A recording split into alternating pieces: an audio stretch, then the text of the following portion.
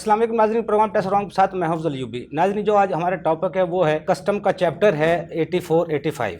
वो क्या है जिसकी वजह से आज ताजिर बरादरी सरापा एहतजाज है। हुकूमत एक्सपोर्ट बढ़ाने के दावे और नारे तो करती है और ताजिर बरादरी को सहूलियात भी फराहम करती है, इसके बावजूद हमारी इम्पोर्ट 2 गुना ज़्यादा है, एक्सपोर्ट उससे बहुत ही ज़्यादा कम है। क्या वजूहात है, हमारा मुल्क एक्सपोर्ट में क्यों आगे नहीं जाता? जो ताजरों के लिए रिलीफ हुकूमत देती है, सब्सिडीज़ देती है, क्यों ताजर बरादरी अपने एक्सपोर्ट को नहीं बढ़ा सकती? इस पर आज हम गुफ्तगू करेंगे। मेरे साथ मौजूद है इस पर गुफ्तगू करने के लिए सैयद हसन अली कादरी साहब। आप सीनियर चार्ट अकाउंटेंट हैं, चेयरमैन हैं प्रोफेशनल रिसर्च फोरम के, फिजिकल लॉ कमेटी आई कैब के मेंबर हैं। उनके साथ मौजूद हैं शेख सज्जाद अफजल साहब, आप इसी मेंबर हैं लाहौर चैम्बर ऑफ कॉमर्स के। उनके साथ मौजूद हैं आशिक अली राना साहब, आप साबिक नायब सदर हैं, लाहौर टैक्स बार के सीनियर एडवोकेट हैं। और लाइन पर मेरे साथ मौजूद हैं काशिफ अनवर साहब, आप सदर हैं लाहौर चैम्बर ऑफ कॉमर्स के। मैं अपनी गुफ्तगू का आगाज़ करने से पहले यहाँ एक छोटी सी रिपोर्ट देखते हैं, हमारे जो टैक्स के एक्सपर्ट हैं वो क्या कहते हैं। दूसरा इसके अंदर जो आपने जितनी भी और बहुत सी आइटमों के आपने बैन लगाया हमारी इंपोर्ट्स के ऊपर, चीज़ों के ऊपर, हमें ठीक है चीज़ों को रैशनलाइज करना चाहिए। हमें उन चीज़ों पे इंपोर्ट के ऊपर रोकना चाहिए जो हमारे यहाँ लोकली प्रोड्यूस हो रही हैं, जिसकी हमारी लोकल प्रोडक्शन है, हमारे अपनी इंडस्ट्री को हम सेफ गार्ड करना है, वहाँ तो ठीक है, वहाँ हम उन चीज़ों को रोक सकते हैं। लेकिन जो इनोवेशन है जिससे आपकी टेक्नोलॉजी पाकिस्तान में नहीं आ रही है, उस टेक्नोलॉजी को आने से रोकना जो है ना वो ज़्यादती है और उससे आपकी इनोवेशन रुक जाती है। आपकी देखें प्रोडक्शन की जो प्रोसेस हैं वो इफेक्ट होते हैं। आपको अपनी प्रोडक्शन को, अपनी चीज़ों को देखना है और अल्टीमेटली ये सारी चीज़ें जितनी भी आपकी बिजनेस प्रोसेस जब ठीक नहीं करेंगे तो वो आपके लेटेस्ट टेक्नोलॉजी पाकिस्तान में नहीं आएगी, तो आप कैसे इनोवेशन कर सकते हैं, कैसे अपनी प्रोडक्टिविटी बढ़ा सकते हैं। अब डेफिनेटली हमारी 50% प्लस जो इकोनॉमी वो इंपोर्ट के ऊपर बेस कर रही है। डॉलर तो डिस्टर्ब हुआ है, हमारे पास डॉलर नहीं है, ये एडमिटेड फैक्ट है। पर इसका ये हरगिज़ मतलब नहीं है कि हम जो एग्जिस्टिंग माल है उसको रोक दिया जाए। मेरी जो अथॉरिटीज़ हैं उनके साथ उनसे ये रिक्वेस्ट है कि इंपोर्ट जो माल आ चुका है, माल पे जिसका फॉर्म आई इशू हो चुका है या जिसका माल आ चुका है, वो जो FOB प्राइस होती हैं फ्री ऑन बोर्ड है, उनका फॉर्म आई बाद में इशू होता है, तो उनको प्लीज़ फॉर्म आई इशू कर दिया जाए और उससे टैक्स कलेक्शन भी बढ़ेगी। मार्केट के अंदर माल भी आ जाएगा, ब्लैक में माल नहीं बिकेगा, एंड कंज्यूमर पे लोड नहीं पड़ेगा और जो अफरा तफरी है क्लोजिंग ऑफ स्टॉक की, non availability of the goods की, वो डिस्टर्ब नहीं होगी। लोगों को प्लीज़ रिलीफ दिया जाए। हमारा लाहौर चैम्बर का एक ऐलान है हुकूमत के लिए भी और तमाम एक्सपोर्टर्स के लिए भी कि हम इस मुल्क की एक्सपोर्ट को $100 बिलियन तक लेके जाना चाहते हैं। एक्सपोर्टर से दरख्वास्त है वो आगे आएँ, अपने मसाइल लेकर आएँ, अपने मसाइल हल करवाएँ और एक्सपोर्ट को बढ़ाएँ ताकि इस मुल्क में ज़र मुबादला ज़्यादा आए और आवाम खुशहाल हो सके। ताजिर बरादरी को चाहिए और गवर्नमेंट को चाहिए मिल बैठ के कोई ऐसी पॉलिसी बनाए जिसकी वजह से हमारी एक्सपोर्ट इन्हांस हो और फॉरेन एक्सचेंज जो है ज़्यादा से ज़्यादा इस मुल्क में लाया जा सके। इसके साथ ही गवर्नमेंट को इस तरह चाहिए कि सारे चैम्बर्स फेडरेशन को इकट्ठा करे और ताजिर बरादरी और बाकी जो बिज़नेसमैन हैं उनके साथ एक मीटिंग करे और एक लाहे अलम ऐसा बनाए, एक पॉलिसी ऐसी बनाए उनको बैठा के जिसकी वजह से एक्सपोर्टर इजी फील करें एक्सपोर्ट के लिहाज से, टैक्स के लिहाज से और अपनी एक्सपोर्ट को बढ़ा सकें। जी सज्जाद अफजल साहब, पहले तो ये बताइए आपकी ताजिर बरादरी इस पे चैप्टर 84 85 पर बहुत सरापा एहतजाज है। यहाँ तक बातें हुई लाहौर चैम्बर ऑफ कॉमर्स में ईंटें फेंक के एहतजाज किया जाएगा। पहले तो ये बताइएगा 84 85 है क्या है, क्यों परेशान है ताजिर बरादरी? कस्टम्स के ये चैप्टर्स हैं 84 85 जो है, इसके अंदर जो मेजर इंपोर्ट है वो मशीनरी पार्ट्स की है, ठीक है। और हुकूमत का ये मौक़िफ़ है कि करीबन ऑलमोस्ट लाइक 20% जो है import, total import of Pakistan, उसका ये 20% है, ये मशीनरी पार्ट्स, यानी कि 20% है। 20% जो है ना वो मशीनरी का रॉ मटेरियल है उसका। ठीक है। अब ज़ाहिर है अगर 20% है तो अगर हम लेट से कोई 80 बिलियन की इंपोर्ट करते हैं, जो कि हमारा सिस्टम ही ऐसा है, शुरू से ही बना हुआ है, कमर्शियल इंपोर्टर्स हैं जो कि इंपोर्ट में करते हैं और ज़ाहिर है वो भी एक मुल्क को हेल्प करते हैं और फिर टैक्स भी देते हैं। तो 80% अगर करते हैं तो इसका अंदर 16 से 20 बिलियन जो है ना वो सिर्फ इसी के ऊपर है, तो उन्होंने इसको जो है ना इसके ऊपर ब्लॉक लगा दिया। सिर्फ मशीनरी के जो रॉ मटेरियल के ऊपर। अब ये इनडायरेक्टली अगर आप देखें कि अगर एक मशीनरी का पार्ट ही यहाँ पे नहीं मिलेगा जिसको गवर्नमेंट ने ब्लॉक कर दिया, तो वो मशीनरी एक सर्टेन टाइम के अंदर बंद हो जाएगी। क्योंकि आजकल देखें जी स्पेसिफिक मतलब CNCs आ गई हैं, ऑटोमेटेड मशीन्स आ गई हैं, तो पार्ट्स तो यहाँ पे नहीं बनते। अगर आप गवर्नमेंट ने कोई गवर्नमेंट आती है वो कहती है जी कि हम एक्सपोर्ट को बढ़ाना है, तो इनडायरेक्टली तो हम एक्सपोर्ट को जो है ना यानी मतलब सबोटैज कर रहे हैं। तो सबोटैज जो है ना वो उसका यही किया हमने कि 84 85 को हमने बंद कर दिया। और मेजर जो है, अगर आप लाहौर की कई मार्केट्स में आएँ तो अब मेजर जो है वो यही काम मतलब उनका इंपोर्ट्स के अंदर ही यही पार्ट्स ही आ रहे हैं। जिस तरह ब्रेकर आता है, जिस तरह बेयरिंग आता है मशीन का, जिस तरह आप और बहुत से इलेक्ट्रिकल सामान है वो सारे इसी में आते हैं। तो मतलब गवर्नमेंट ने पिछले 6 माह से यही मामला किया हुआ है कि उन्होंने कंटेनर्स को रोका हुआ है। अब उसके अंदर हो ही रहा है कि जो डॉग फूड वगैरह या इस किस्म की आइटम्स हैं वो तो क्लियर हो रही हैं, लेकिन ये जो हैं इसके ऊपर जो है ना ये नहीं क्लियर हो रही। तो इनडायरेक्टली मतलब अगर लोगों ने मतलब बहुत मुश्किल से कोई इक्का दुक्का यानी वो करवा भी लिया कंटेनर, तो इसकी कोई पॉलिसी नहीं दे रहे आगे कि अगर फर्दर तो दायरा इतनी मशीनरी लगी है। ब्रेकर अब आपको मैं बता दूं तो ब्रेकर तो यहाँ पे नहीं बनता, बेयरिंग तो यहाँ पे नहीं बनता, तो वो किस तरह यहाँ पे फिर करेगा अगर ये सारा कुछ बंद कर देना है, जो कि गवर्नमेंट कह रही है हमारे पास इस तक पैसे नहीं है। अगर ये बंद कर देना है तो फिर इसका मतलब है कि गवर्नमेंट ये होपफुल बिल्कुल ना रहे कि हमने फ्यूचर के अंदर एक्सपोर्ट को जो है ना बढ़ाना है। अच्छा, कितने सेक्टर हैं इससे जो मुतासर हैं? इसके अंदर तकरीबन ऑलमोस्ट ऑल सेक्टर्स भी आ जाते हैं जिनके मशीनरी पार्ट्स तो देखें ना जी, हर जगह मशीनरी लगी है। आप टेक्सटाइल में चले जाएँ तो उसके अंदर मशीनरी लगी है, ठीक है। उसके बाद आप कहीं पेपर में चले जाएँ, आप कहीं पे भी चले जाएँ, बेयरिंग नहीं लगना तो वो इसी में ही आना है। अच्छा, दूसरा इसे जो जिनकी इंपोर्ट रुकी हुई है, असाइनमेंट रुकी हुई है, जिसने ताजर ने पैसे जमा करवाए हैं उसको अब रोज़ाना की बुनियाद पर अगर 6 माह भी लगाए तो कितना नुकसान उसको जी हो रहा है? बात यह है कि गवर्नमेंट इस वक्त करीबन $80 to $150 जो है ना पर डे डैमरेज चार्जेस है, ठीक है। डिटेंशन इसके अलावा जो शिपिंग कंपनीज ले रही हैं, देखें इसमें लोगों की गलती भी नहीं है।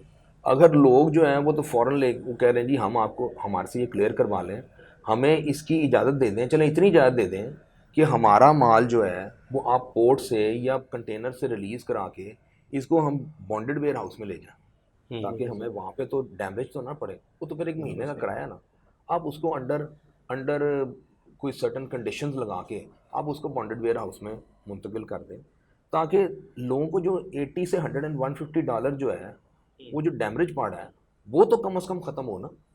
तो वो भी नहीं इसके ऊपर आ रहे हैं, डिटेंशन की तरफ कोई नहीं आ रहा। उसका नुकसान अब डिटेंशन जो है वो तो शिपिंग कंपनीज लेके जा रही हैं, और शिपिंग कंपनीज जो हैं वो सारी जो है ना वेस्टर्न्स की हैं। तो पैसा यहाँ से कहाँ पे लीक हो रहा है, तो आप तो पैसा उठा के सारा बाहर फेंक रहे हैं। उसका खमियाजा सबसे ज़्यादा फिर ताजिर खमियाजा बरादरी वो सारा जो है वो इम्पोर्टर बेयर कर रहा है। क्योंकि एक देखें इसमें सोलर भी आता है, सोलर पैनल्स भी आते हैं। क्या सोलर पैनल यहाँ पे बनते हैं? यहाँ तो देखिए ना, आप अपने आप को इतनी इक्विप्ड कर दें कि आपकी चीज़ें यहाँ पे बन रही हैं। देखिए रातों रात कोई आप कोई छड़ी तो नहीं चलाएंगे कि आपकी जो है ना एकदम इकॉनमी जो है ना पिछले जो 70 साल से वो आपकी इम्पोर्ट इकॉनमी है वो आपकी एकदम जो है ना वो एक्सपोर्ट इकॉनमी बन जाएगी। सजाद साहब, यह ऐसा तो नहीं हो कि ये करंट अकाउंट सारे को बराबर रखने के लिए, मेंटेन रखने के लिए आपकी इंपोर्ट रुकी गई है? नहीं सर, देखिए मैं आपको एक बात बताऊँ, चलती चीज़ को कोई नहीं छेड़ता। मैं भी छोटी सी इंडस्ट्री चलाता हूँ, चलती चीज़ को कोई नहीं छेड़ता। सबसे पहले ये होता है जिस तरह निज़ाम चल रहा हो ना तो उसी निज़ाम को उस तरह चलाया जाता है, उसमें थोड़ी बहुत स्ट्रक्चरल चेंजेस करते जाते हैं, ठीक है, ताकि देखें जी कोई काम जो है ना हर्डल ना पैदा हो। अगर आपने चीज़ें बंद ही करनी है, देखिए आपको तो सबसे पहले मतलब ये तो आपको करना पड़ेगा कुछ ऐसी चीज़ें, उसका मतलब जो आपको तरीका बताऊँ ना कि देखें हमारा मेजर जो काम करने वाला है, जो गवर्नमेंट के काम करने वाले हैं। अब मैं उस दिन सुन रहा था, इंडिया के बारे में सुन रहा था एक चीज़ कि पिछले जो मोदी गवर्नमेंट है उन्होंने कोई 3-3.5 करोड़ टैक्स पेयर और ऐड किया। तो हमारा तो कोई चैम्बर या फेडरेशन ये नहीं कहती कि आपको टैक्स पेयर ऐड ना करें, आप हाई टैक्स बेस बनाएं, आप लो टैक्स रेट करें, ठीक है, और फिर अपना डेटाबेस को स्ट्रॉन्ग करें। डेटाबेस ये है कि कौन सी चीज़ यहाँ पे बनती है, कौन सी चीज़ यहाँ पे नहीं बनती। मैं आज आपको इंडस्ट्रीज़ या ट्रेड का डेटाबेस हम बनाना शुरू कर देते हैं, और ये एक बहुत बड़ा काम है, इसको आप बनाना शुरू करें। मैं आपको गारंटेड एक बात करता हूँ कि इंशाल्लाह पाकिस्तान की जो गैप है ना, इंपोर्ट एक्सपोर्ट का जो गैप है, ये खत्म हो जाएगा। ये 50% से भी नीचे चला जाएगा। ये आपको मैं गारंटेड बात करता हूँ। आप सिर्फ अपना डेटाबेस सही बना लें। देखें बहुत सारे ऐसे केमिकल्स हैं जो यहाँ पे बनते हैं। वो हुकूमत का काम है, बनाने के इदारों का काम। देखें हुकूमत या तो सबलेट कर दे ना, सुई गैस के बिल हैं तो गवर्नमेंट ने सबलेट किए होंगे ना, तो इस तरह इदारों को सबलेट कर दें। आप सबलेट कर दें ये चीज़ें। Private sector private public partnership नहीं चलती, आप उनमें सबलेट कर दें, वो बना दें ये सारा डाटा। पब्लिक तो इसको करने में तैयार है, गवर्नमेंट उसको यानी उसको इनिशिएट करे तो बना देते हैं, इसको डाटा बना देते हैं। अच्छा, ये सजा साहब आप उस दिन वहाँ पे थे, मुफ्ता इस्माइल साहब जिस दिन चैम्बर में थे, जिस दिन वो फ्लड के लिए कुछ इमदाद के लेने के लिए भी आए थे, रो पड़े थे, उन्होंने उस दिन एक गुफ्तगू की थी, हमने जो इम्पोर्ट रोकी है, रोकने के बावजूद उससे ज़्यादा मार्केट में चीज़ें अवेलेबल हैं, स्मगलिंग होके आ जाती हैं। सर क्या करेंगे, देखें ना, मुझे ये बात है, गवर्नमेंट कहती है जी हमने तो ये नहीं करना, हमारे पास तो पैसे नहीं है, आपका जो दिल करता है ना वो करें। तो फिर अब लोग क्या करेंगे? लोग ये कर रहे हैं कि देखें जी फिर अफगान ट्रांजिट ट्रेड के थ्रू माल आ जाएगा, तो वहाँ से कहाँ से आना है, रिलीज़ कौन करेगा, वहाँ पे कौन बैठे हुए हैं, जो भी बैठे हैं वो रिलीज़ करेंगे ना। जी जी, वो भी एजेंसियों के बंद है। तो बात ये है कि अगर आपको टैक्स मिल रहा है जी, जो वो सही तरीके से ले, ये जो हमारा पोर्ट से क्लियर हो रहे हैं माल, वहाँ से आपको टैक्स मिल रहा है ना, तो उस चीज़ को आपने करना उस आपके लिए बेहतर है, या आप दूसरे गैर कानूनी तो सही कह रहे हैं आप हसन अली कादरी साहब, जैसा शेख सजाद साहब ने बताया, जो आपको टैक्स भी कानूनी तरीके से आ रहा है और लीगल वे है, वो उस तरीके से आप रिस्क नहीं लेना चाहते। इसमें क्या वजूहत आप क्या समझते हैं? दूसरा ये 84 है जो 85 है, इसमें कोई ऐसी कदगन है जिसकी वजह से इंपोर्ट रोकी जा सकती है?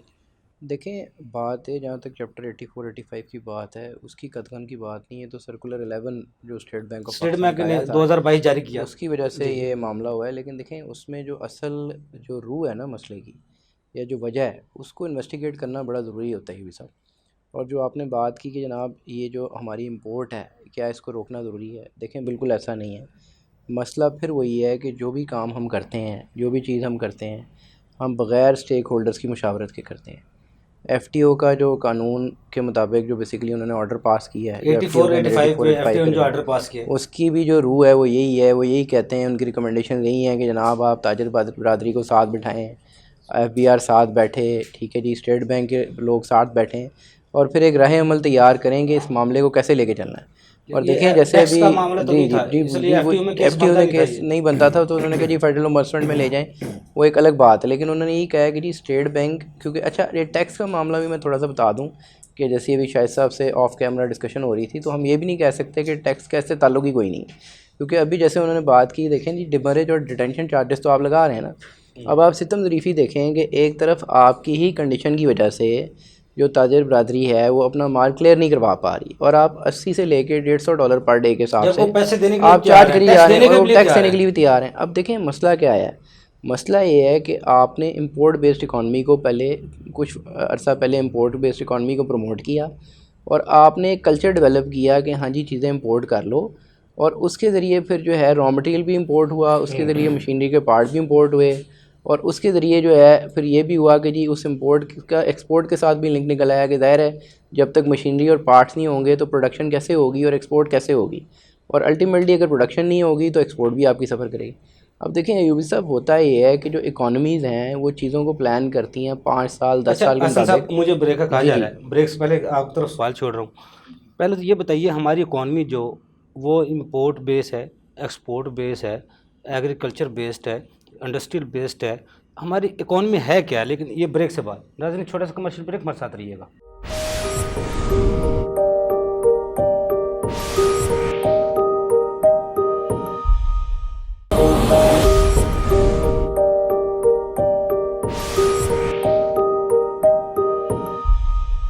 वेलकम वेलकम बैक नाजरीन। जी हसन साहब। जी अच्छा, आपने एक बीच में सवाल भी किया कि हमारी इकॉनमी क्या बेस्ड है, लेकिन उससे पहले मैं अपनी गुफ्तगू ख़त्म कर लूँ कि देखें, चीज़ यही है कि हम इंपोर्ट पे कहते हैं कि जनाब हमारा जो इंपोर्ट है ना, हमने इंपोर्ट को प्रमोट किया। जी अच्छा, अब आपके सवाल की तरफ मैं आना चाहूँगा कि देखें, इशू यही है कि हमें ख़ुद नहीं पता कि हम किस मोड ऑफ़ इकॉनमी में जाना चाहते हैं। शुरुआत हमने की, हम एग्रीकल्चर बेस्ड इकॉनमी थे, हम कहते थे जी हम एग्रीकल्चर की तरफ 60 की दहाई तक हमारा जी नारा जी यही हम रहा। Agriculture based economy. जी जी।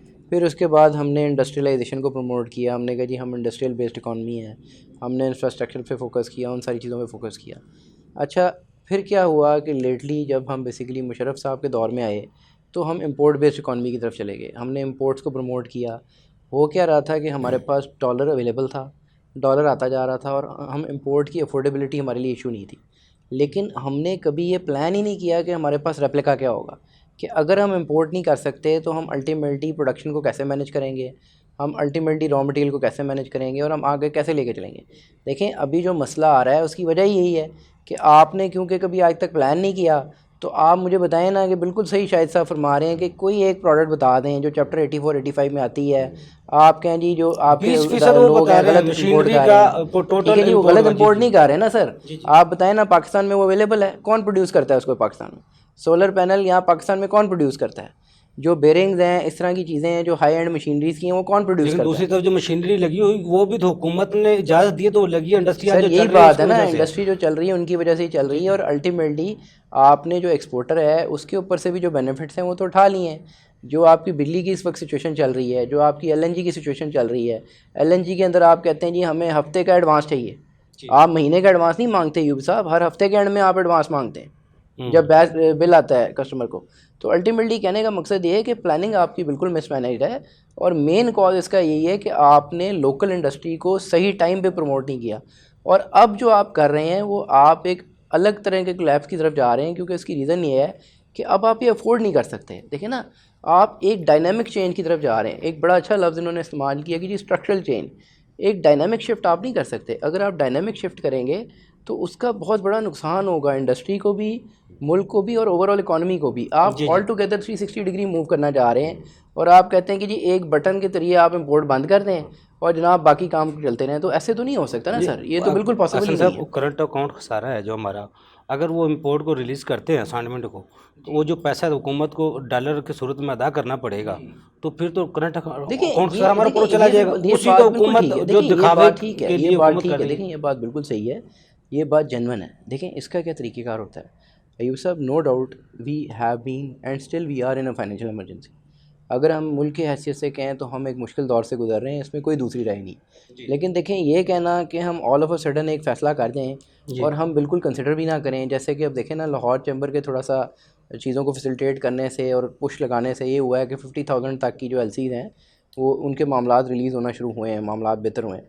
लेकिन देखें, अगेन मैं यही आपसे कह रहा हूँ कि इसमें जो एफटीओ की भी रोशनी है फ़ैसले की, वो क्या है कि वो ये नहीं कहते कि आप ना करें। हम भी ये नहीं कहते हुकूमत से कि आप कुछ भी ना करें। हम ये कहते हैं कम से कम आप ताजिर बरादरी के साथ बैठें, इसका कोई राह अमल तैयार करते, उसके बाद करते। अब आप देखें ना, आप ये कह रहे हैं कि हालात ये हो गए हैं कि लोग एहतजाज की तरफ जा रहे हैं। लोग एहतजाज की तरफ तब जाते हैं जब उनको रास्ता ही कोई नहीं मिलता। अब देखें ना, अब उनके इसलिए आपने तमाम रास्ते बंद कर दिए हैं, आप अपनी मर्ज़ी करना चाहते हैं। हम ये नहीं कहते कि आप अपनी चीज़ें ना करें। देखें, आप टैक्स लगाएं, आप सारा कुछ करें। और अगेन वेरी वेल सेड कि नो डाउट आपको एक अच्छा टैक्स का जो रेवेन्यू था वो इंपोर्ट से आ रहा था, जो कि वो भी आपका अल्टीमेट नुकसान हुआ है। लेकिन अगर उसके प्रोज एंड कॉन्स देख के आपको लगता है कि करंट अकाउंट डेफिसिट को आपने मेंटेन करना है, तो सवाल उसमें ये नहीं हो रहा कि आप ना मेंटेन करें। हम कहते हैं आप मेंटेन करें, लेकिन उसकी एक स्ट्रेटजी होनी चाहिए ना आपके पास। ऑल ऑफ अ सडन आप सारा यानी दुकान बंद करके तो नहीं बैठ जाएंगे या इकॉनमी बंद कर देंगे आप। सही कह रहे हैं, बिल्कुल। आशिक अली राणा साहब, 84-85 आज गुफ्तगू हो रही है। पहले जब पाकिस्तान तहरीक इंसाफ की हुकूमत गई, 22,000 वो कह रहे थे हमारे पास ज़र मुबादला था मौजूद, अब वो 7-8 रह गया। इंपोर्ट हुकूमत ने रोकी हुई है, असाइनमेंट रोकी हुई है। ऐसी सूरत में ताजिर बरादरी तो सरापा एहतजाज है, उसका इंडस्ट्री बंद हो रही है। लेकिन इसका कोई दूसरा वे भी है जिससे मुल्क को हम सर्वाइवल की तरफ ले जा सकते हैं? क्योंकि असाक डार साहब ने कल जो अमेरिका में परसों प्रेस कॉन्फ्रेंस किया, उसमें बहुत सख्त उन्हें एक अंदिया दिया है। अभी तो सब्सिडीज़ भी ख़त्म करनी पड़ेंगी और कुछ शराइत पे भी अमल करना पड़ेगा। पहले ही ताजिर बरादरी सरापा एहतजाज है, फिर और ज़्यादा सख्ती क्या होगी जब बिल के रेट भी 60 रुपये यूनिट तक चले गए। इसमें जो 84-85 की बात है, मैं पहले उस तरफ आता हूँ कि ये एक ऐसे लॉज बना देते हैं जिससे मुल्क के अंदर ईज़ ऑफ डूइंग बिज़नेस का जो कंसेप्ट है वो तकरीबन ख़त्म होता जा रहा है। जिस मुल्क के अंदर फ्रेंडली पॉलिसीज़ नहीं होंगी, चाहे वो कस्टम्स रिलेटेड है, टैक्स रिलेटेड है, या कोई ईज़ ऑफ डूइंग बिज़नेस की पॉलिसी नहीं होगी, वहाँ इंडस्ट्री कामयाब नहीं हो सकती। हमारा जो मुल्क है वो है इम्पोर्ट बेस। हमारे पास जैसे शेख साहब ने फरमाया कि 70 साल में इंडस्ट्री नहीं लग सकी, तो एकदम कहाँ से इंडस्ट्री लग जाएगी? मैन्युफैक्चरिंग का यहाँ पे यूनिट बन जाएंगे, यहाँ पे सारी मैन्युफैक्चरिंग होगी, हमें बाहर से इंपोर्ट करने की ज़रूरत नहीं पड़ेगी। हम करते ही इंपोर्ट हैं। हमारी जैसे सोलर प्लांट है या मशीनरी के टूल्स हैं, बैरिंग्स हैं, जब तक वो मुल्क के अंदर इंपोर्ट नहीं होगी तो हमारी मशीनरी कैसे चलेगी? हमारी अनएम्प्लॉयमेंट बढ़ती जा रही है। जब तक हमारी मशीनरी नहीं चलेगी, हमारी फैक्ट्रियाँ नहीं चलेंगी, तब तक हम लोगों को जॉब्स नहीं दे सकते। बेरोज़गारी बहुत ज़्यादा बढ़ती जा रही है। ऊपर से एनर्जी क्राइसिस बहुत है। जैसे वज़ीर आज़म साहब ने फरमाया कि इस दफ़ा हमने गैस परचेज़ नहीं की, जी अब अपना वो इंतज़ाम पहले कर बता लें। दिया है। जी अब गैस नहीं इसी मिली। तरह हमारा शॉर्टफॉल हो रहा है बिजली में भी। तो जब बिजली हमें नहीं मिलेगी, हमें गैस नहीं मिलेगी, तो हम इंटरनेशनल मार्केट में कम्पीट कैसे करेंगे? हम तो एक्सपोर्ट भी नहीं कर सकेंगे। अब हमें कह रहे हैं जी एक्सपोर्ट करें, तो एक्सपोर्ट तब भी होता है जब मुल्क के अंदर आपको एनर्जी जो है वो बड़ी कम प्राइस में मिल रही हो। आलमी मार्केट के रेट के मुताबिक जब आप पहुंचते हैं तो आपकी जो प्रोडक्ट है वो उतनी उस लेवल पे हो ना, उसके कास्ट भी उतनी, देखिए, उसको फ़ायदा हो सके। आलमी मार्केट वो जाएगा जो उसको मुकाबला कर सकेगा। हमसाया मुबारक हमारे बांग्लादेश है, ये इंडिया है, अगर वो हमसे कम प्राइस में चीज़ मार्केट में बेचेंगे, एक्सपोर्ट करेंगे, तो हमसे किसने खरीदनी है? हमसे किसने खरीदनी? तो हम समझते हैं कि हमारे अंदर फ्लक्चुएशन है, जो करेंसी की लिक्विडेशन है वो शॉर्टफॉल है, हमें इंपोर्ट कम करनी चाहिए, लेकिन अभी एकदम की चीज़ें नहीं होती। और ये उनकी मेहरबानी कि इसहाक डार साहब ने 50,000 कर दिया है, लेकिन ये वो कंसेप्ट है जिससे हमारी इंपोर्ट रुकनी नहीं चाहिए। आशिक साहब, एक रिपोर्ट के मुताबिक तो बताया गया था 57 बिलियन डॉलर जो इंपोर्ट पे माफिया कमाता है, वो भी तो हुकूमत का नुकसान है। ये जिनको रिलीफ दिया हुआ है, जिनको सिर्फ इंपोर्ट के ज़रिए, उनको कुछ नहीं करते, सिर्फ इंपोर्ट से वो अपना मुनाफा कमाते हैं डॉलर की सूरत में। हुकूमत को दो रास्ते हैं, या तो इंडस्ट्री को रिलीफ देना है, डॉलर वसूल करना है इंपोर्ट के ज़रिए, फिर तो इंडस्ट्री को भरपूर तरीके से आगे ले जाएं। अगर नहीं तो दूसरा रास्ता है ओवरसीज़ को सहूलियात फराहम करें, उनको जो मसाइल हैं उनको हल करें। तीसरा वे स्टेक होल्डर के, जो आप IMF के या दूसरों के पाँव में बैठते हैं जाके, उनकी मन शरात मानते हैं, तो फिर वो ताजिर बरादरी के पाँव में बैठ जाएं। जो उनका पार्टनर भी है हुकूमत का, इनकम टैक्स ऑर्डिनेंस 2001 के तहत, और उसके साथ चलने वाला भी। अब आपने बात खुद कर दी, जैसे हमारे ओवरसीज़ पाकिस्तानीज़ हैं, अगर हम उनको इनवाइट करें कि मुल्क के अंदर आके इन्वेस्टमेंट करें, और हमारी जो एक्सपोर्टर्स मौजूदा इन्वेस्टर है जो इंडस्ट्री चला रहा है वही रो रहा है, तो वो ओवरसीज क्यों आएगा? तो ये है, इसे कहते हैं ईज़ ऑफ डूइंग बिजनेस। जो वर्ल्ड बैंक के साथ हमारा MOU है कि हम अपने मुल्क के अंदर ईज़ ऑफ डूइंग बिजनेस का कंसेप्ट देंगे ताकि लोग फ्रेंडली पॉलिसीज़ के अंदर आएँ, टैक्स नेट में आएँ और अपने मुल्क के अंदर काम करें। हमारे एक्सपोर्टर्स के रिफंड अभी तक रुके हुए हैं, उनको रिफंड नहीं मिलता, रिबेट उनको मिलता नहीं है। तो हम एक्सपोर्ट कैसे जो मोटिवेट करेंगे एक्सपोर्टर्स को? तो उनको मोटिवेशनल बनाने के लिए हमें चाहिए कि हमारे मुल्क के अंदर ऐसी पॉलिसीज़ बनाएं ताकि हम उनको ऐसी प्राइस दें। देखिए, हम एनर्जी महंगी दे रहे हैं, अनसर्टेनिटी मुल्क के अंदर फैली हुई है। आज रेट कुछ है यूनिट का, कल कुछ और हो जाता है, तो हम कैसे अपनी प्रोडक्ट की कॉस्ट निकालेंगे? आशिक साहब, एग्रीकल्चर की जब बात करते हैं तो एग्रीकल्चर के किसान इस्लामाबाद में कितना धरना दिए बैठे रहे। अगर हम इंडस्ट्री की बात करते हैं, जिस तरह आज 84-85 पे पूरी ताजिर बरादरी मशीनरी जिनकी इंडस्ट्री है वो सरापा एहतजाज है, फिर हुकूमत कौन सा काम कर रही है, उसकी क्या पॉलिसी है? सर, हुकूमत की पॉलिसीज़ ये है कि इन्होंने जो भी सर्कुलर नंबर 9 और 11 दिया है कि फॉरेन एक्सचेंज ऑपरेशन डिपार्टमेंट बना दिया है कि उससे परमिशन लेनी है पहले आपने इंपोर्ट करने से पहले। अब स्टेट बैंक को चाहिए कि हमारी हुकूमत को चाहिए कि स्टेट बैंक को ये ऐसी पॉलिसी बनाने से रोके कि ऐसी कोई, देखो फ्रीडम ऑफ ट्रेड क्या है, हमारे आइन में लिखा हुआ है कि फ्रीडम ऑफ ट्रेड हो, यानी कि हर कारोबार करने के लिए उसको आज़ादी हो कि अपना कारोबार बआसानी तरीके से आज़ाद फहम में माहौल में करें। ये नहीं है कि आप एक मोटर पे पाबंदी लगा दें, अब मुल्क का माल शिपमेंट आया, अब उसको डिटेंशन चार्जेस भी पड़ रहे हैं, 80 to 150 पर डॉलर डे पड़ रहे हैं। इवन छुट्टी के दिन भी पैसे उनको डिटेंशन चार्जेस पड़ रहे हैं। वो पैसे कहाँ जा रहे हैं? बैठ के मुल्कों में जा रहे हैं।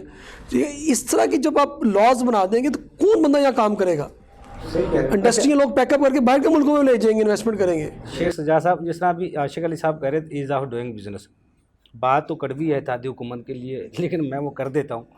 2018 में हमारा जो पाकिस्तान था ईज़ ऑफ डूइंग बिज़नेस की रूल से हम 156 पे नंबर पर थे, लेकिन 2022 में हम 106 नंबर पर थे। इसका मतलब है FATF की शराइत को पूरा करते हुए हमने 50% हमने ग्रोथ की ईज़ ऑफ डूइंग बिज़नेस में। लेकिन इसके बावजूद भी हम अपने रिज़र्व को नहीं बढ़ा सकते, अपने एक्सपोर्ट को नहीं बढ़ा सकते, अपने टैक्स बेस को नहीं बढ़ा सकते। फिर हम करना क्या चाहते हैं? आप क्योंकि स्टेक होल्डर हैं, आप हुकूमत के पार्टनर हैं और आपका चैम्बर वो है जहां वो खड़ा हो जाए हुकूमत वहां से हिल नहीं सकती। फिर आपने क्यों, आपके चैम्बर आवाज़ क्यों नहीं उठाते? आपकी जो बिज़नेस कम्युनिटी है वो क्यों नहीं खड़ी होती? जब आप टैक्स भी देते हैं अपनी कमाई से, शर्त भी कोई नहीं लगाते, सूद भी कोई नहीं लेते, उसके बावजूद फिर आप स्टैंड क्यों नहीं लेते? तो ये तो देखें, लाहौर चैम्बर हो गया या फेडरेशन हो गई, इन्होंने तो हर जगह स्टैंड लिया। अब देखें डॉक्यूमेंट्स तो आपने तो एक प्रपोजल बना देनी है, प्रपोजल जो है वो पड़ी हुई हैं। अब जो ऐवानों में बैठे हैं वो प्रपोजल पढ़े ही ना, बिल्कुल ऐसे। या उनको कुछ समझे ही ना, या बैठ के देखें जिनका सेक्टर है उनसे बैठ के बात ही ना करें और पॉलिसी बना दें कि ये इस तरह है तो ये इस तरह है, तो किस तरह चलेगा काम? हम आप ये देखें, यहाँ पे आज दुनिया ऑयल को ख़त्म कर रही है और ख़त्म हो चुका हुआ है ऑयल। जी 2030 कहीं पे में भी कोई चले जाएं, गाड़ी ऑयल जो पेट्रोल है पे नहीं वो होगी, ख़त्म हो कुछ भी चुका नहीं है। होगी। जी हमारी अभी भी सारी जो मामला है ना वो ऑयल के ऊपर चल रहा है। ऐसे ही है। हमारा बढ़ता क्यों है? बढ़ता इसलिए है क्योंकि हमारा क्रूड ऑयल का इंपोर्ट बहुत ज़्यादा है। नंबर 2, हमने जो सौदे किए हुए हैं LNG के, वो आप देख लें, वर्केबल ही नहीं है। हमने कोल यहाँ पे निकाला है, आज उसके ऊपर चाइना काम कर रहा है, तो हम क्यों नहीं काम कर सकते? पहली बात तो ये है, मैं खुद रिसर्च में रहा हूँ, यहाँ पर वो आदत नहीं है, इंपोर्ट सब्स्टिट्यूशंस की आदत नहीं है लोगों की। या मेहनत करने की एक वो जो है ना एक एनवायरनमेंट क्रिएट करना पड़ता है और ये गवर्नमेंट क्रिएट करती है। किस तरह?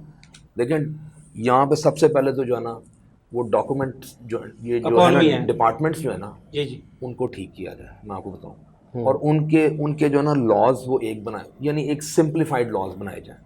अब जिस तरह आप लाहौर चैम्बर में जाएँ ना तो बेसमेंट में आप देखें 18 डिपार्टमेंट है। कुछ इस तरह का एग्जांपल ले लें कि एक ही वन विंडो के ऊपर आपको सारे डिपार्टमेंट एक जगह पे मिल जाए, आपको एक ही रिपोर्ट मिल जाए कि ताजर जो है ना, ताजर ने जो है ना, वो ताजर कहता है जी मेरे से कितने पैसे लेने हैं आपने, 10% लेना है, 20% लेना है, 30% लेना है।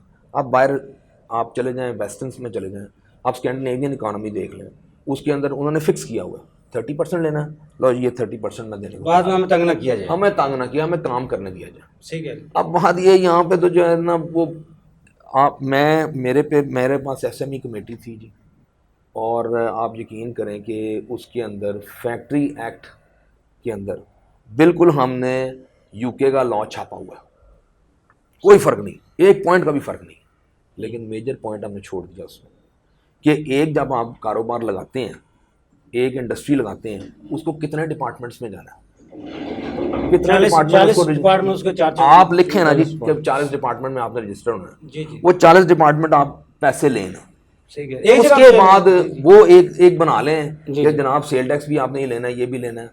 फिर कारोबार जो है, मैं सेल टैक्स में रजिस्टर्ड हूँ, मेरे साथ का जो है वो सेल टैक्स में ही नहीं, 1 लाख से भी कम नीचे सेल टैक्स है, मैंने तो नहीं जाकर रजिस्टर करना, जी मैंने तो नहीं जाके NTN के लोगों का नंबर देना, ये तो डिपार्टमेंट से देने हैं। ये तो देखें शब्बर जैदी साहब कह रहे हैं कि जनाब जो फिक्स टैक्स के मतलब हमने वो कहते हैं जी कि टोटल कलेक्शन जो है ना वो 1% है FBR की, उसके ऊपर आप इतने बंदे क्यों रख के बैठे हुए? सही कह रहे हैं। टोटल जो है FBR की कलेक्शन 1% है, तो इतने बंदे आपने रख के वहाँ पे क्या कर लें? 33,000 का फौज वहाँ पे आप PIA में चले जाएँ, आप बाकी डिपार्टमेंट में चले जाएँ, रेलवे में चले जाएँ, आप इतने देखें, हर चीज़ को आप पोलिटिसाइज करते जाएंगे, उसके बाद आप कहेंगे पैसे लाएँ, और पैसों के लिए आप जो है वो टोटल 50% ऑफ लोगों के ऊपर आप 9.5 ट्रिलियन का लोड डाल देंगे तो इकॉनमी तो कोलैप्स करेगी। अगर मैं रजिस्टर्ड हूँ तो मैं तो कोलैप्स करूँगा, जाहिर है। मसला, अब मैं आपको एक छोटी सी मिसाल दूँ, मैं बनाता हूँ, मैं जाली का काम करता हूँ, 2 साल से हम एक बात के ऊपर लड़ रहे हैं कि जनाब ये चीज़ यहाँ पे बन रही है, अल्लाह के वास्ते इसको जो है ना आप उसमें आप उसको ज़रा इसके जो है ना रेट ऑफ टैक्स जो है ना, जो रॉ मटेरियल का रेट आप सोचें कि वो ज़्यादा है। ये मैं मिसाल दे रहा हूँ आपको, रॉ मटेरियल का रेट ज़्यादा है और जो फिनिश गुड्स हैं जो यहाँ पे बन रही हैं वो सस्ती आ रही हैं चाइना से। रॉ मटेरियल 10 रुपये में आ रहा है यहाँ पे और फिनिश गुड चाइना से 7 रुपये में आ रही है। तो यहाँ पे इंडस्ट्री किस तरह चलेगी? ये मिसाल आपको दे रहा हूँ। सही कह रहे हैं आप इस तरह करें, आप मेरे से पेपर के ऊपर आ जाएं, आप किसी भी इंडस्ट्री के अंदर आ जाएं, टेक्सटाइल वाले देखें जी 9 सेंट के ऊपर अब बिजली का बिल पूरे रीजन के ऊपर है, हम 20 सेंट के ऊपर दे रहे हैं। वजह ये है हमने ऑयल बेस्ड इकोनॉमी जो है ना वो नहीं आज तक छोड़ी। उसके लिए जो है ना आपको इंडस्ट्रियल एकेडमिया इंस्टीट्यूशंस और ये जो है ना ये सारे इंस्टीट्यूशंस को मिलाना पड़ेगा। फिर ये एडमिनिस्ट्रेशन ठीक करनी है या इंडस्ट्रीज़ के पॉलिसीज़ बनानी है तो वो और आपको इंडस्ट्री को या जो ट्रेड आपका इतना पैसा देता है। देखें जो एक इम्पोर्टर है वो तो बेचारा आपको ऑन बोर्ड आपको पैसा सारा दे देता है, पहले दे देता है और अब भी वो यही कहता आ रहा है कि यार मेरे से पहले आप पैसे लें, मेरा कम से कम काम तो करने दें। जैसा मुझे ब्रेक का कहा जा रहा है, ब्रेक से बाद आते हैं फिर अपनी गुफ्तगू को जारी रखेंगे। नाज़रीन छोटा सा कमर्शियल ब्रेक, मेरे साथ रहिएगा।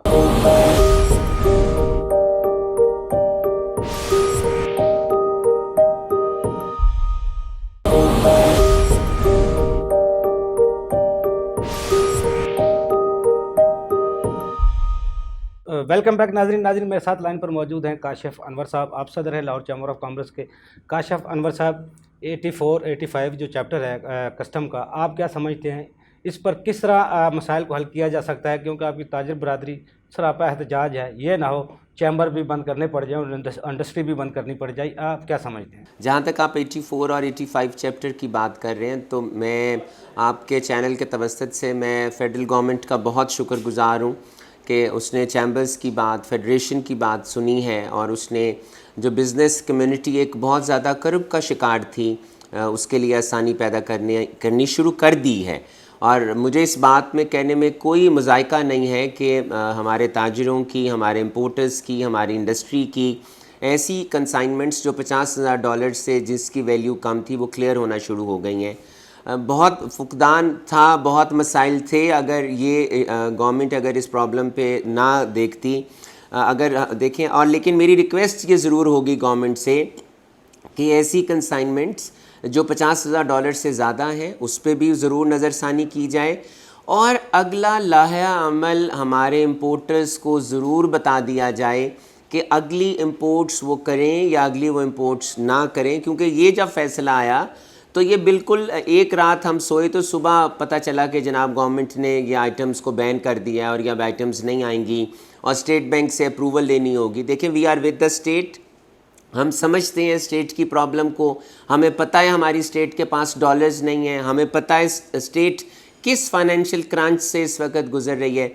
लेकिन हमारी स्टेट से भी रिक्वेस्ट है कि जब तक आप इस मुल्क के अंदर इंडस्ट्री अगर नहीं चलेगी, आप नई मशीनरी को नहीं आने देंगे, अगर आप जो एग्जिस्टिंग मशीनरी लगी है उसके पार्ट्स को नहीं बदलने देंगे तो हम एक्सपोर्ट कैसे कर पाएंगे। मैं सिर्फ ये रिक्वेस्ट करूँगा कि जो हम ये नारा करते हैं कि हमने अपनी इंपोर्ट को कम करना है, हमने अपनी एक्सपोर्ट्स को बढ़ाना है, तो अगर हमारे मुल्क में ट्रांसफ़र ऑफ टेक्नोलॉजी रुक जाएगी, अगर हमारी एग्जिस्टिंग मशीनरी के पार्ट्स नहीं बदले जाएंगे तो हमारी एक्सपोर्ट कैसे बढ़ेगी। मैं इन्हीं अल्फाज के साथ आपका भी शुक्रगुज़ार हूँ, मैं स्टेट का भी शुक्रगुज़ार हूँ कि स्टेट ने हम ताजरों की, हम इंडस्ट्री की इस प्रॉब्लम को समझा और आइंदा ऐसे लेते हुए फ़ैसले मैं रिक्वेस्ट करूँगा कि स्टेक होल्डर्स को, चैम्बर्स को, फेडरेशन को ऑन बोर्ड ज़रूर लें। जी बहुत शुक्रिया काशिफ अनवर साहब, आपने हमें टाइम दिया। सजाद अफजल साहब, काशिफ अनवर साहब जिस तरह कह रहे हैं हमारे एहतजाज पे, हमारी रिक्वेस्ट पे $50,000 के डॉलर की जो इम्पोर्ट है वो रिलीज़ कर रहे हैं।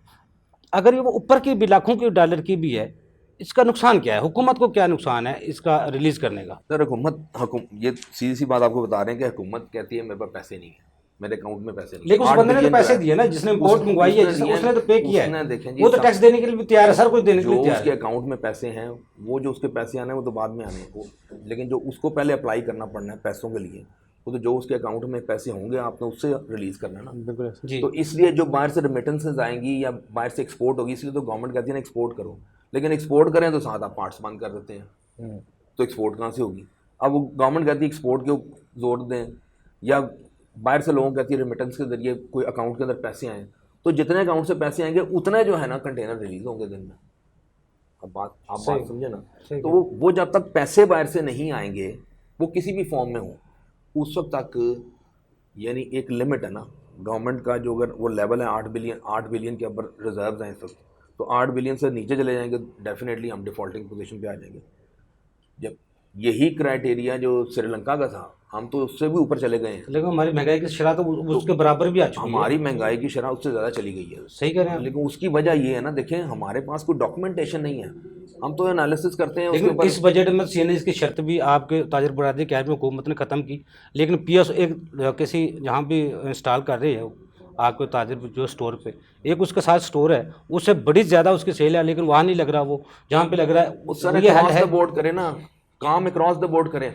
मैं आपको यही तो कह रहा हूँ, एक बंदा इसी ट्रेड का सेल टैक्स में है, दूसरा बंदा सेल टैक्स में नहीं है, तो क्रॉस द बोर्ड क्यों नहीं करते आप काम? सही कह रहा आपको पॉलिसी एक सेक्टर वाइज, एक सेक्टर को पकड़े ना, लाहौर चैम्बर में कम से कम को 250 सेक्टर हैं, बिल्कुल ऐसे ही है। आप सेक्टर्स को बुलाएं, सेक्टर्स को ऑन बोर्ड लें, उससे कहें यार अपना पोर्टफोलियो बना के दें हमें, कौन सी हमें एक सेक्टर के लिए ये क्या मामला ये है ना सजा साहब, मामला ये है आपके से बैठ के तो वो टैक्स आएगा तो वो तो खजाने में जाएगा, जो बाहर से पैसा आएगा उसमें आगे पीछे हो सकता है, उसको आगे पीछे किया जा सकता है, इसको आगे पीछे नहीं किया जा सकता। हसन अली कादरी साहब, देखो हुकूमत चाहे तो बड़ा कुछ कर सकती है, क्योंकि उससे बड़ा तो कुछ नहीं है, लेकिन देखो अब बजट में जिस तरह अभी तजर्बात की बात हो रही थी, 7 ही हमने लगा दिया, उसका हाई कोर्ट से फैसला आ गया।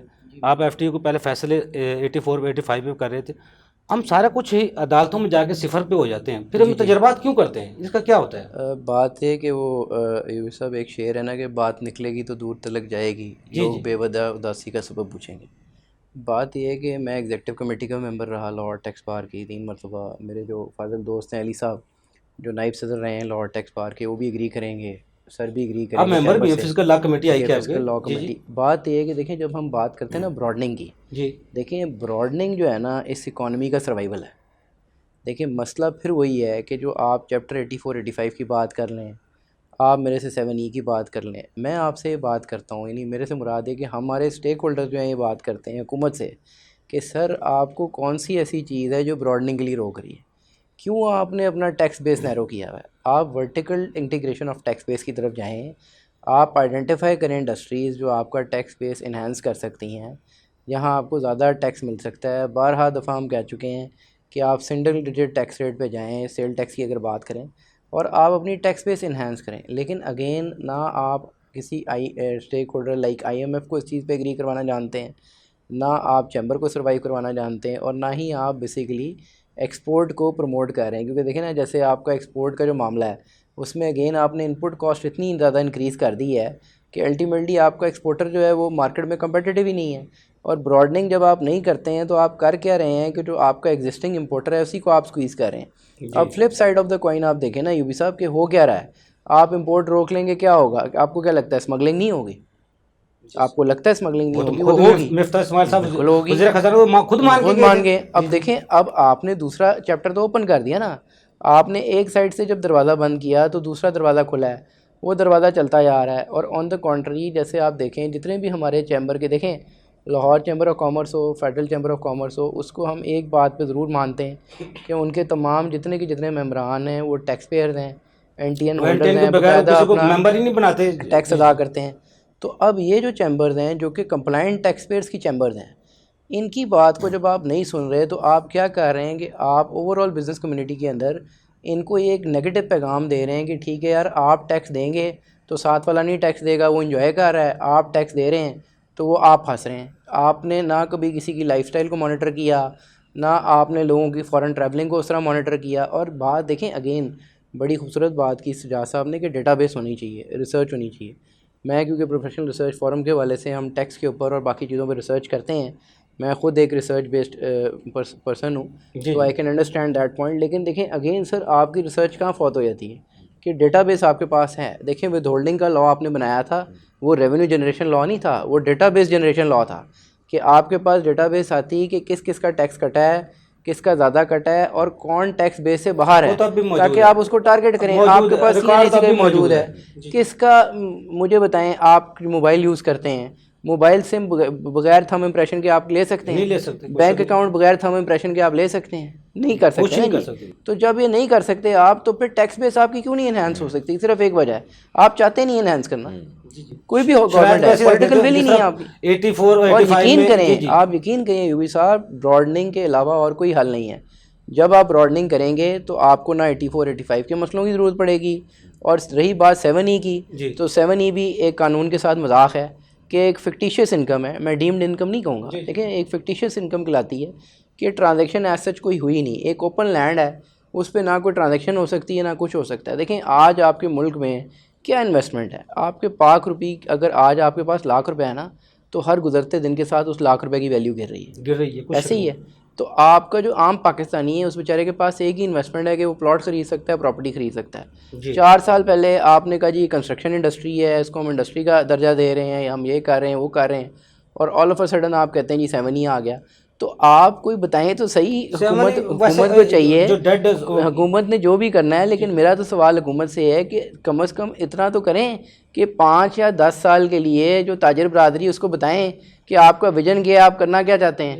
ये तो ना हो कि सुबह आंख ले तो कुछ और। 84 85 की जिस तरह शरायत सर्कुलेशन जो 11/2022 निकाला स्टेट बैंक ने शर्त लगाई है, आपने फॉरेन जो एक्सचेंज ऑपरेशन डिपार्टमेंट से इजाज़त लेनी है। जी सर, यही शर्त जो रिटर्न थी गोशवारा 2022 का 27 सितंबर को जो कॉलम खोला गया था रिफ़ंड का, उसमें शर्त रखी गई थी आपने सेक्शन 170 के तहत दरख्वास्त देनी है। जो दरख्वास्त देगा उसका रिफ़ंड एडजस्टमेंट हो सकेगा। देखिए इसमें इसका मतलब ये भी मामला जैसा 84 के खुले हुए हैं, ये भी खुलेंगे जब 2022 का जब रिफंड बिल्कुल। देखें इसमें ये बिल्कुल आप सही कह रहे हैं, और मेरा ख्याल है थोड़ा सा इस पे जो है हमारे अली साहब भी मेरी बात से इत्तेफाक करेंगे कि देखें इसमें इशू क्या है कि कानूनी रूल ये है कि रिफ़ंड आपका डिटरमिन होता है अंदर सेक्शन 170, लेकिन रिफ़ंड डिटरमिन तब होता है जब आप बेसिकली उस रिफ़ंड को अवेल कर रहे होते हैं, यानी आप वो रिफ़ंड लेते हैं। जब आप रिफ़ंड एडजस्ट कर रहे हैं तो क्योंकि आपकी डीम्ड असेसमेंट है 120 के कानून के मुताबिक, तो अल्टीमेटली आपको रिफ़ंड एडजस्टमेंट अलाउ होनी चाहिए। अच्छा, एक मुज़ायका खेज़ बात और मैं आपको बताना चाहूँगा कि एक बड़ी अजीब सी बात ये है कि फाइनेंस एक्ट 2022 में, मेरा ख्याल है मुझे करेक्ट करेंगे अली साहब अगर मैं गलत नहीं कह रहा, कि फाइनेंस एक्ट 2022 में कोई ऐसी तब्दीली नहीं आई रिफ़ंड लॉज में, ना ही रिफ़ंड के कानून में, जिसके तहत ये बाकायदा तौर पे विंडो डेवलप की जाए और रिफ़ंड्स को रोका जाए। आप ना तो पहले रिफ़ंड दे पा रहे हैं और ना ही आप रिफ़ंड देना चाहते हैं, और उसके ऊपर आपने क्या किया है कि आप कहते हैं हमने रिफ़ंड देना भी नहीं और एडजस्ट भी नहीं करने देना। तो ये तो देखिए ना सिस्टम ज़रीफ़ी है, ये तो जाती है साथ उसका जो कानूनी हक है वो भी उससे आप छीन रहे हैं। जी सही कह रहे हैं। अच्छा आशिक अली राना साहब, टाइम कम है। जब इनकम टैक्स गोशवारों की हम बात करते हैं, 32 लाख पिछले साल हुए टैक्स गोशवारों की तादाद, इस साल 22% भी अभी तक जमा नहीं हुए।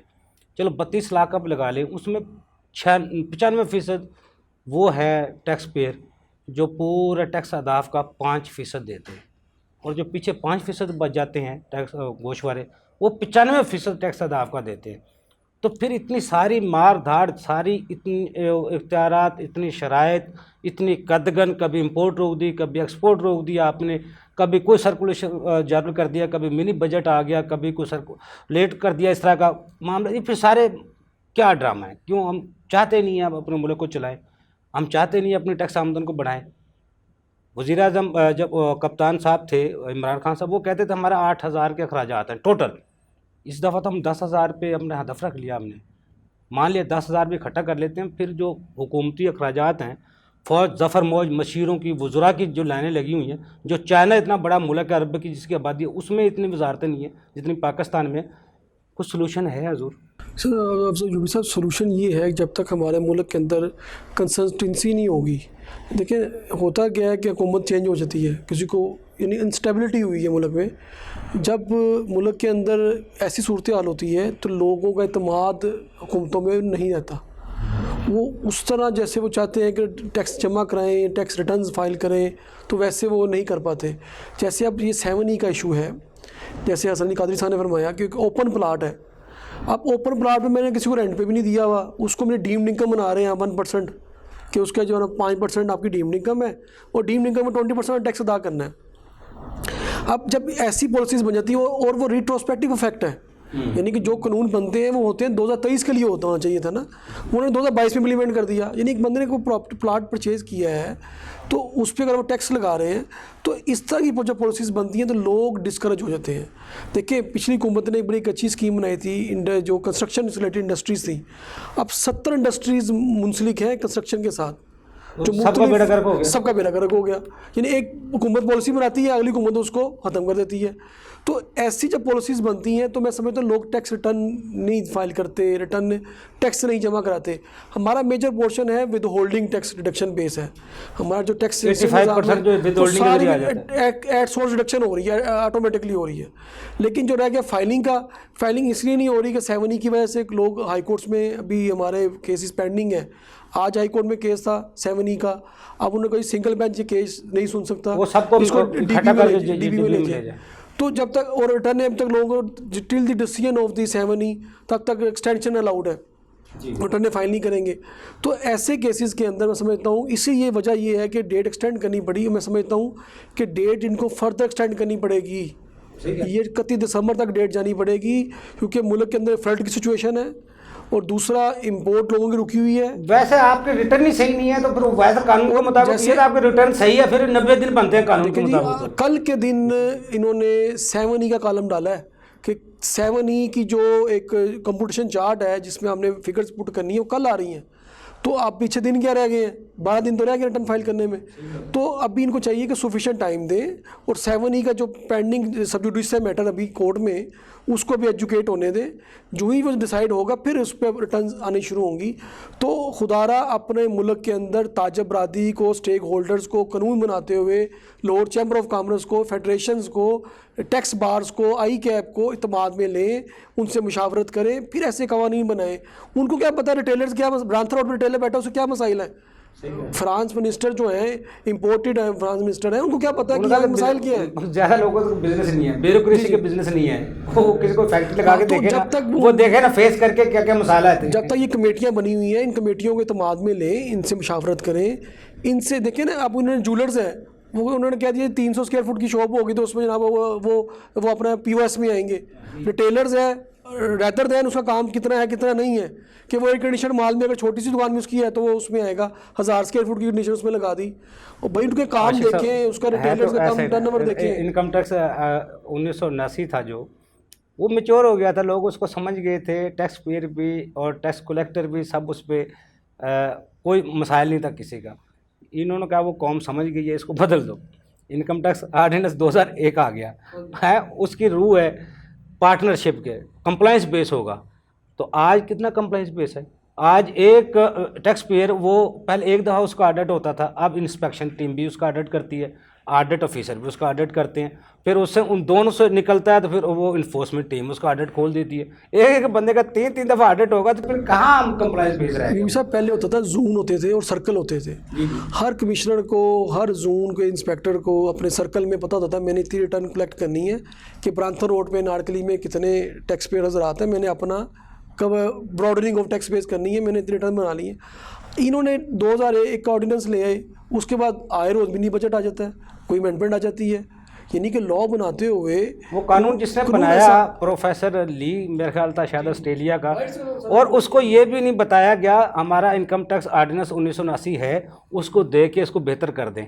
उसने तो फिर वो अपने मुताबिक ही बनाना था, जिसको पता ही नहीं हमारे हकायक का, हमारे सेक्टर के हकायक का, हमारे ज़मीन हकायक का, जिसको इल्म ही नहीं है। जी वो तो तरक्की याफ्ता मुल्क है। देखिए जो बंदा ऑलरेडी टैक्स नेट में है उसी को नचोड़ा जा रहा है, उसी को कह रहे हैं 161 का आर्डर इसका होना है, 177 सिलेक्शन जो 214C के तहत होती है वो भी उसी ने आना जिसको रिटर्न दे रहा है, 122(5) डेफिनेट इन्फॉर्मेशन लगनी है वो भी उसी पे लगनी है। वैसे टैक्स बाहर ना हो, टैक्स पेयर का पहले दिन गोश्त उतारा हुआ है ना, ये हड्डियों से गूदा निकाल लें। अगर टैक्स बाहर ना हो तो ताजिर बरादरी का हड्डियों से गूदा है ना, वो भी निकाल के ये डिपार्टमेंट खा जाए। हम तो सर ये कहते हैं कि जो हमारी फेडरेशन है या चैम्बर ऑफ कॉमर्स है, चाहे वो डिस्ट्रिक्ट किसी लेवल पे भी है, वो अपने अपने टैक्स बार के साथ कोऑर्डिनेशन में रहे। जब ये अकेले मीटिंग करती हैं तो उनको कोई ना कोई ऐसा कानून बना के उनको देखिए, वो कानून को नहीं ना जानते, कानून को नहीं समझते। अगर कानूनी टीम हो साथ, कानूनी लीगल वो हो, बंदे जानते हो जो कानून को, उनको पता है ये कानून के जरिए ये रिलीफ दिया जाता है। क्योंकि असम्बली में तो ऐसा होता है, वो कह देते हैं ज़ुबानी कलामी, जनाब आज से ये कानून ख़त्म, लेकिन जब तक वो दोबारा पार्लियामेंट से असेंबली में होकर ख़त्म ना हो तो वो ख़त्म नहीं होता। एक जो कानून जुमला यहाँ बन जाता है वो पे बन जाता एक है। जुमला यहाँ पे मैं शामिल करना चाहूँगा कि देखें, जैसे अली साहब ने बात की ना, तो बात का खुलासा ये है कि चाहे टैक्स बार्स हो, चाहे लाहौर चैम्बर ऑफ कॉमर्स हो, आई कैप हो, बिलाशुबा ये तीनों इदारे जो हैं बहुत काम कर रहे हैं टैक्स पेयर्स के लिए। लेकिन हम बहैसियत टैक्स बार, हम बहैसियत आई कैप, मैं आपको पूरे वसूख के साथ कहता हूँ, हम बात करते हैं हजूर कंप्लाइंट टैक्स पेयर की। तो हमारी इल्तिजा है कम से कम कंप्लाइंट टैक्स पेयर के लिए तो ज़िंदगी आसान कर ज़िंदगी आसान दें, कर। बाकी आप जो मर्ज़ी करें। वैसे सजाद अफजल साहब, जैसा क्योंकि आप रिसर्चर भी रहे हैं, दुनिया में तो ऐसे होता है हुकूमतें आती हैं चली जाती हैं, जो मुआशी पॉलिसी है मुआशत है उनकी वो अपने डगर पे चलती रहती है, उसको हुकूमत नहीं छेड़ती। क्या हमारे मुल्क में सब पॉसिबल है? बिल्कुल है, इंडिया में है नहीं। इंडिया में आप देखें कि नेहरू ने जो है पॉलिसी उसने बनाई शुरू में, ये पिछले सालों में टेस्ला आई थी उनकी मार्केट में, उसने कहा हमने गाड़ी अपनी बेचनी है, तो उन्होंने गाड़ी बेचने नहीं दी।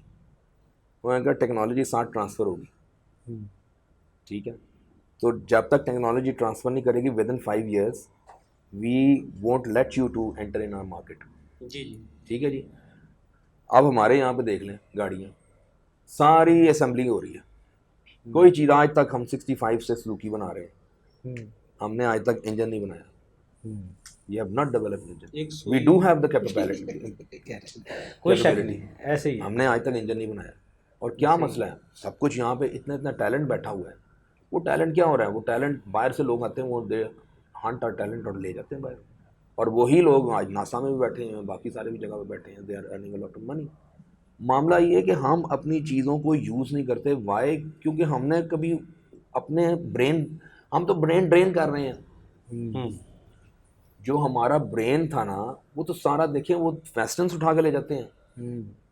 तो हम लोग यहाँ पे फिर जाहिर है हम लोग, क्योंकि यहाँ पे देखें इतनी जो है ना, अब एक इंडस्ट्री हम इंडस्ट्री चला रहे हैं, अब वो जनाब मेरा उसने 6-7 लाख रुपए का आता था, वो पिछले महीने 14 का कर दिया।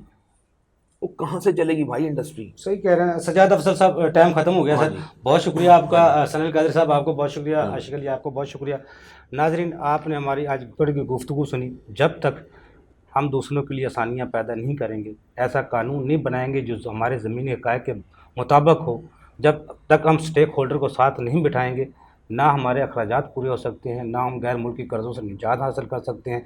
हमारे मुल्क में वसाइल की कमी नहीं है, टैलेंट की कमी नहीं है, सिर्फ कमी है तो नीयत की है, करने की है। हमने करना क्या है? अगले प्रोग्राम तक के लिए अफजल यूबी को इजाज़त दीजिए। पाकिस्तान जिंदाबाद।